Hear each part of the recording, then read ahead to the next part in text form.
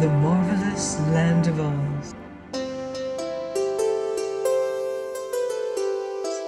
I'm Mardell, here with the 10th Oz adventure, Rinkitink in Oz, by L. Frank Baum. Chapter 1. The Prince of Pingaree. If you have a map of the land of Oz handy, you will find that the great Nonestic Ocean washes the shores of the kingdom of Rinkitink, between which and the land of Oz lies a strip of the country of the Gnome King and a sandy desert. The kingdom of Rinkitink isn't very big and lies close to the ocean, all the houses and the king's palace being built near the shore. The people live much upon the water, boating and fishing, and the wealth of Rinkitink is gained from trading along the coast, and with the islands nearest it.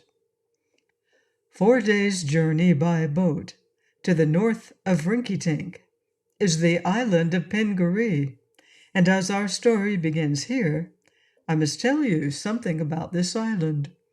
At the north end of Pingaree, where it is widest, the land is a mile from shore to shore. But at the south end it is scarcely half a mile broad. Thus, although Pingaree is 4 miles long from north to south, it cannot be called a very big island. It is exceedingly pretty, however, and to the gulls who approach it from the sea, it must resemble a huge green wedge lying upon the waters, for its grass and trees give it the color of an emerald. The grass came to the edge of the sloping shores.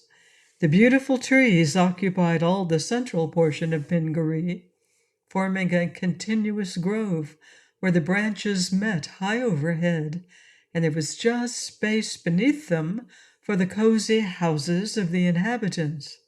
These houses were scattered everywhere throughout the island, so that there was no town or city, unless the whole island might be called a city. The canopy of leaves high overhead formed a shelter from sun and rain, and the dwellers in the grove could all look past the straight tree trunks, across the grassy slopes, to the purple waters of the Nonestic Ocean. At the big end of the island at the north stood the royal palace of King Kitticut, the lord and ruler of Pingaree. It was a beautiful palace, built entirely of snow-white marble and capped by domes of burnished gold, for the king was exceedingly wealthy. All along the coast of Pingaree were found the largest and finest pearls in the whole world. These pearls grew within the shells of big oysters, and the people raked the oysters from their watery beds, sought out the milky pearls, and carried them dutifully to their king. Therefore, once every year, His Majesty was able to send 6 of his boats with 60 rowers and many sacks of the valuable pearls to the kingdom of Rinkitink, where there was a city called Gilgad, in which the king Rinkitink's palace stood on a rocky headland and served with its high towers as a lighthouse to guide sailors to the harbor. In Gilgad, the pearls from Pingaree were purchased by the king's treasurer, and the boats went back to the island laden with stores of rich merchandise and such supplies of food as the people in the royal family of Pingaree needed. The Pingaree people never visited any other land but that of Rinkitink, and so there were few other lands that knew there was such an island. To the southwest was an island called the Isle of Freaks, where the inhabitants had no use for pearls, and far north of Pingaree, 6 days' journey by boat it was said, were twin islands named Regos and Korigos, inhabited by a fierce and warlike people. Many years before this story really begins, 10 big boats of those fierce warriors of Regos and Korigos visited Pingaree Landing suddenly upon the north end of the island, there they began to plunder and conquer, as was their custom.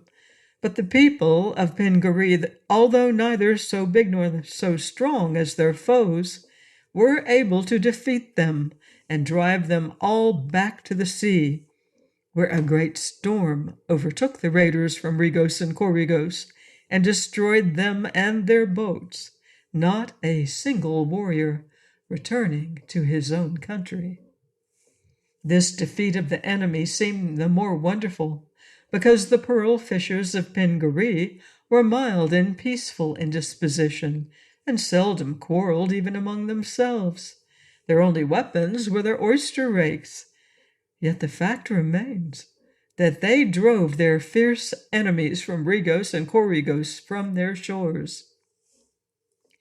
King Kitticut was only a boy when this remarkable battle was fought, and now his hair was gray, but he remembered the day well, and during the years that followed, his one constant fear was of another invasion of his enemies. He feared they might send a more numerous army to his island, both for conquest and revenge, in which case there could be little hope of successfully opposing them. This anxiety on the part of King Kitticut led him to keep a sharp lookout for strange boats. One of his men patrolling the beach constantly, but he was too wise to allow any fear to make him or his subjects unhappy.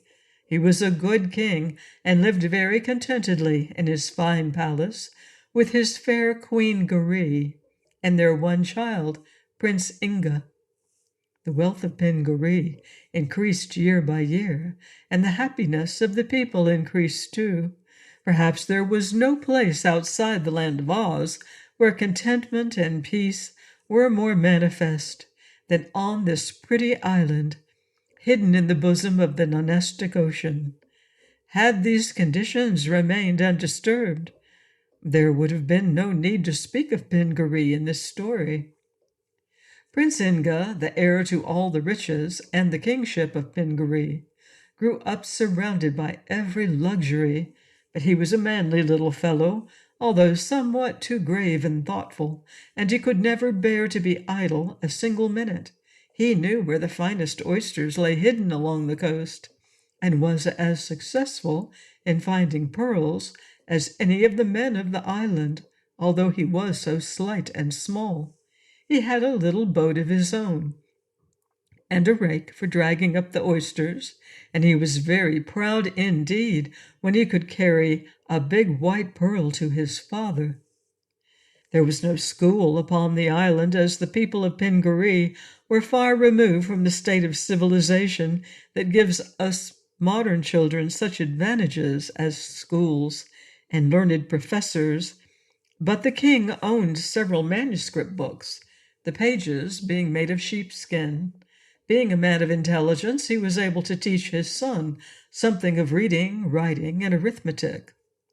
When studying his lessons, Prince Inga used to go into the grove near his father's palace and climb into the branches of a tall tree, where he had built a platform with a comfortable seat to rest upon, all hidden by the canopy of leaves. There, with no one to disturb him, he would pore over the sheepskin, on which were written the queer characters of the Pingaree's language. King Kitticut was very proud of his little son, as well he might be, and he soon felt a high respect for Inga's judgment and thought that he was worthy to be taken into the confidence of his father in many matters of state. He taught the boy the needs of the people and how to rule them justly, for some day he knew that Inga would be king in his place. One day he called his son to his side and said to him, "Our island now seems peaceful enough, Inga, and we are happy and prosperous, but I cannot forget those terrible people of Regos and Corregos. My constant fear is that they will send a fleet of boats to search for those of their race whom we defeated many years ago, and whom the sea afterwards destroyed. If the warriors come in great numbers, we may be unable to oppose them, for my people are little trained to fighting at best. They surely would cause us much injury and suffering." "Are we then less powerful than in my grandfather's day?" asked Prince Inga. The king shook his head thoughtfully. "It is not that," said he, "that you may fully understand that marvelous battle. I must confide to you a great secret. I have in my possession 3 magic talismans, which I have ever guarded with utmost care, keeping the knowledge of their existence from anyone else. But lest I should die and the secret be lost, I have decided to tell you what these talismans are and where they are hidden. Come with me, my son." He led the way through the rooms of the palace until they came to the great banquet hall. There, stopping in the center of the room, he stooped down and touched a hidden spring in the tiled floor. At once one of the tiles sank downward, and the king reached within the cavity and drew out a silken bag. This bag he proceeded to open, showing Inga that it contained 3 great pearls, each one as big around as a marble. One had a blue tint, and one was of a delicate rose color, but the third was pure white. "These 3 pearls," said the king, speaking in a solemn, impressive voice, "are the most wonderful the world has ever known. They were gifts to one of my ancestors from the Mermaid Queen, a powerful fairy whom he once had the good fortune to rescue from her enemies. In gratitude for this favor, she presented him with these pearls. Each of the 3 possesses an astonishing power, and whoever is their owner may count himself a fortunate man. This one, having the blue tint, will give to the person who carries it a strength so great that no power can resist him. The one with the pink glow will protect its owner from all dangers that may threaten him, no matter from what source they may come. The third pearl, this one of pure white, can speak, and its words are always wise and helpful." "What is this, my father?" exclaimed the prince, amazed. "Do you tell me that a pearl can speak? It sounds impossible." "Your doubt is due to your ignorance of fairy powers," returned the king gravely. "Listen, my son, and you will know that I speak the truth." He held the white pearl to Inga's ear, and the prince heard a small voice say distinctly, "Your father is right. Never question the truth of what you fail to understand, for the world is filled with wonders." "I crave your pardon, dear father," said the prince, "for clearly I heard the pearl speak, and its words were full of wisdom." "The powers of the other pearls are even greater," resumed the king. "Were I poor in all else, these gems would make me richer than any other monarch the world holds."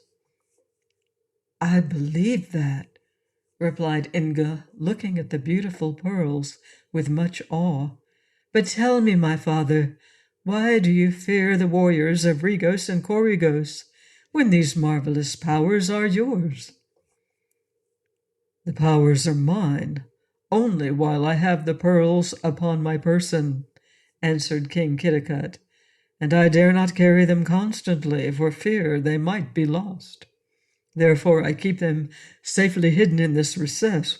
My only danger lies in the chance that my watchmen might fail to discover the approach of our enemies and allow the warrior invaders to seize me before I could secure the pearls. I should in that case be quite powerless to resist. My father owned the magic pearls at the time of the great fight of which you have so often heard, and the pink pearl protected him from harm, while the blue pearl enabled him and his people to drive away the enemy. Often have I suspected that the destroying storm was caused by the fairy mermaids, but that is a matter of which I have no proof." I have often wondered how we managed to win that battle, remarked Inga thoughtfully. But the pearls will assist us in case the warriors come again, will they not? They are as powerful as ever, declared the king. Really, my son, I have little to fear from any foe, but lest I die and the secret be lost to the next king, I have now given it into your keeping. Remember that these pearls are the rightful heritage of all kings of Pingaree. If at any time I should be taken from you, Inga, guard this treasure well, and do not forget where it is hidden. I shall not forget, said Inga. Then the king returned the pearls to their hiding place, and the boy went to his own room to ponder upon the wonderful secret his father had that day confided to his care. Please join me next time and find out what happens next in Rinkitink in Oz by L. Frank Baum. Goodbye for now. See you in Oz.